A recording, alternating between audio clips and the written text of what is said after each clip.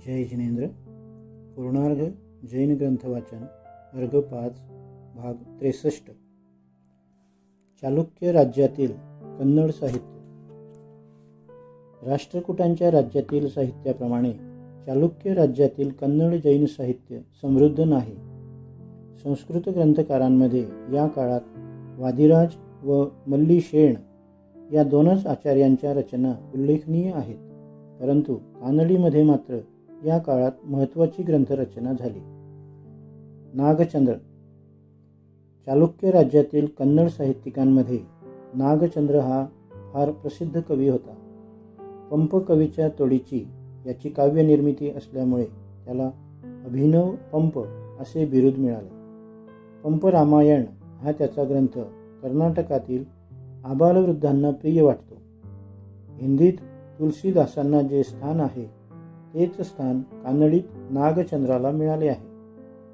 नागचंद्राने विजापूरमध्ये भगवान मल्लीनाथाचे भव्य मंदिर बांधले व त्या प्रसंगी मल्लीनाथ पुराण या ग्रंथाचीही रचना केली.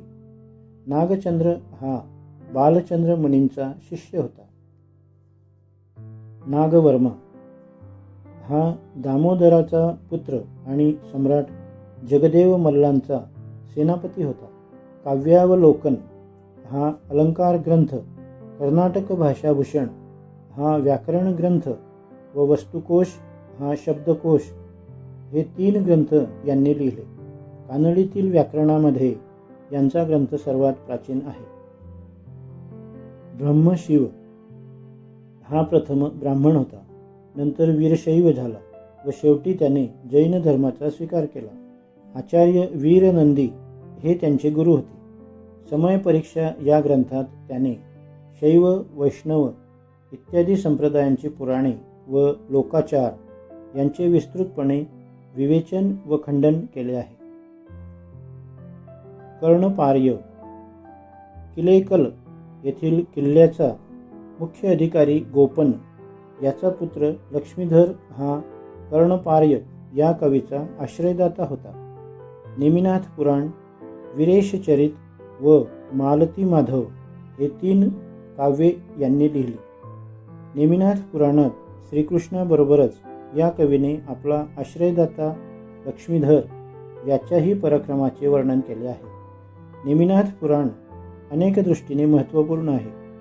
या ग्रंथात समुद्र, पहाड, शहर, सूर्य, चंद्रोदय, वनक्रीडा, जलक्रीडा, रती, चिंता, विवाह, पुत्रोत्पत्ती, युद्ध, जयप्राप्ती इत्यादींचे सविस्तर वर्णन केले आहे.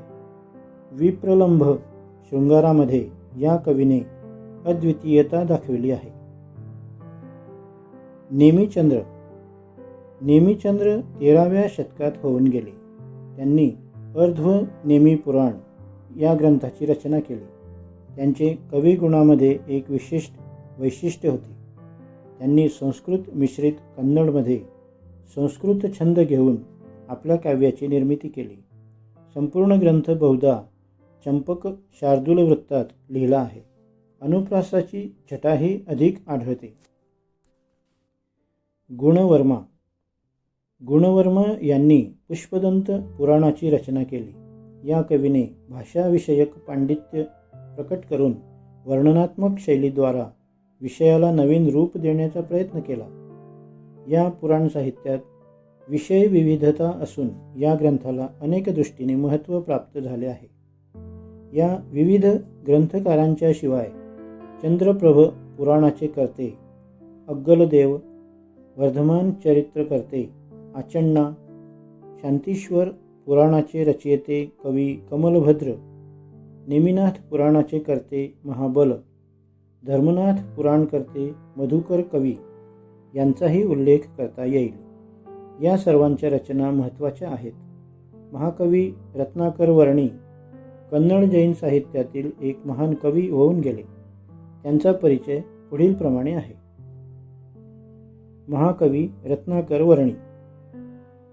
यानंतर महाकवी रत्नाकर वर्णी यांचा उल्लेख मोठ्या आदराने साहित्य जगात करावा लागेल.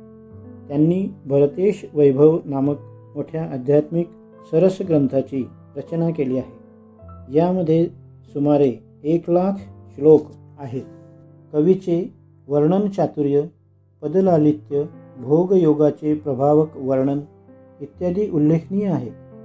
या ग्रंथाला कवीने भोगविजय, दिग्विजय, योगविजय, मोक्षविजय आणि अर्ककीर्ती विजयाच्या नावाने विभक्त करून पंचकल्याणाचे रूप दिले आहे. याचा काल इसवी सन 1557चा आहे. या महाकाव्यात आदिप्रभूचे पुत्र भरतेश्वरास आपला कथानायक निवडून त्याच्या दिनचर्येचे वृत्त अत्यंत आकर्षक शैलीने वर्णिले आहे. हे महाकाव्य म्हणजे आध्यात्मिक सरस कथा आहे. या सरस काव्याचे हिंदी, मराठी, गुजराती अनुवादही झाले आहेत. भारत सरकारने या ग्रंथास भारतीय गौरव ग्रंथाच्या रूपाने स्वीकृत केले आहे. यावरून या ग्रंथाची महत्ता सहज कळून येईल. या महाकवीने बृहत ग्रंथाशिवाय रत्नाकर शतक, अपराजित शतक आणि त्रिलोक शतक नामक शतकत्रय ग्रंथाची रचना करून आध्यात्मिक जगावर मोठा उपकार केला आहे. त्याचप्रमाणे सुमारे 2000चेही वर आध्यात्मिक पदांची रचना या कवीने केली आहे. सांगत्य युगातील अन्य कवी. यानंतर सांगत्य छंदामध्ये अनेक कवींनी ग्रंथरचना केली आहे. बाहुबली कवीने नागकुमार चरिते, पायण्य कवीने सम्यकत्व कौमुदी, पंचवात भुजबली रचिते, चंद्रम कवीने कारकल गोमटेश चरिते, धरणी पंडिताने विज्जणराय चरिते, नेमिनाथ पंडिताने सुविचार चरित्र, चिदानंद कवीने मुनिवंशाभ्युदय काव्य, पद्मनाभ पंडिताने जिनदत्तराय चरिते, पायण कवीने रामचंद्र चरिते, अनंत कवीने श्रवणबेळगोळ गोमटेश चरिते, धरणी पंडिताने वरांग चरित, जिनभारत चंद्रसागर वर्णीने रामायण या ग्रंथांची रचना केली आहे. याच सुमारास चारू पंडिताने भव्यजन चिंतामणी आणि देवचंद्र कवीने राजाबळी कथाकोश नामक ऐतिहासिक ग्रंथाची रचना केली आहे. पंप महाकवीच्या युगाला चंपू युग म्हणता येईल, तर रत्नाकर वर्णींच्या युगाला सांगत्य युग म्हणता येईल. हे दोघेही महाकवी निस्संदेह युगपुरुष आहेत. विभिन्न विषयातील कन्नड साहित्य. नृपतुंग विरचित कविराज मार्ग हा लक्षण ग्रंथ आहे. यात कवींना राजमार्गच दाखविला आहे.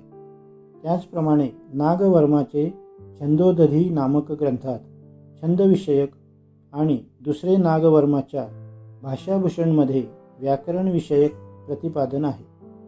काव्यावलोकन, वस्तुकोश, भट्टकलंकाचे शब्दानुशासन, केशीराजेचे शब्दमणी दर्पण, साळव विरचित रसरत्नाकर, देवोत्तम रचित ज्ञान नानार्थ रत्नाकर, शृंगार कवीने कर्नाटक संजीवन कोश आदी ग्रंथ आपापल्या विषयाचे समीचीन ज्ञान देणारे आहेत. यावरून कर्नाटक साहित्यकारांच्या विविध विभागाच्या सेवा व्यक्त होतात. याचप्रमाणे वैद्यक, ज्योतिष आणि सामुद्रिकादी विषयावरही कर्नाटकातील कवींनी ग्रंथरचना केली आहे. यातील अनेक ग्रंथ उपलब्ध नाहीत, काही थोडेसे उपलब्ध आहेत. कल्याणकारण वैद्यक सोमनाथ, हस्तायुर्वेद, बालग्रह चिकित्सा देवेंद्र मुनी, मदनतिलक चंद्रराज, स्मरतंत्र जन्न आदी ग्रंथही उल्लेखनीय आहेत. याशिवाय ध्यानसार समुच्चय इत्यादी योगविषयक ग्रंथाची रचनाही झाली आहे.